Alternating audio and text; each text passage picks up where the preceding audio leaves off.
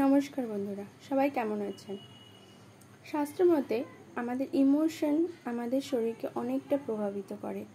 যেমন অতিরিক্ত স্যাডনেস আমাদের লাংসকে ক্ষতিগ্রস্ত করে, অতিরিক্ত ভয় কিংবা ফিয়ার আমাদের লিভারকে ক্ষতিগ্রস্ত করে, আবার অতিরিক্ত ক্রোধ কিংবা অ্যাংরি আমাদের কিডনিকে ক্ষতিগ্রস্ত করে।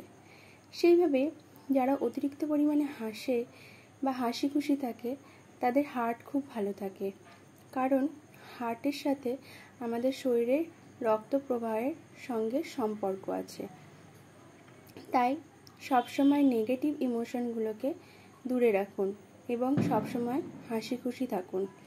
সেই জন্যই যারা ভালোভাবে হাসি খুশিভাবে থাকতে ভালোবাসে তারা তাদের সমস্ত অসুস্থতা দূরে রাখে, এবং যারা সবসময় সুস্থ থাকা সত্ত্বেও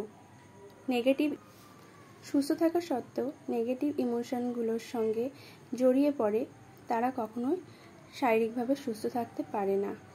তাই কেউ হয়তো ঠিকই বলেছে যে জীবনে সুখী থাকার কোনো রাস্তা নেই, জীবনে সুখী থাকাটাই একটা রাস্তা।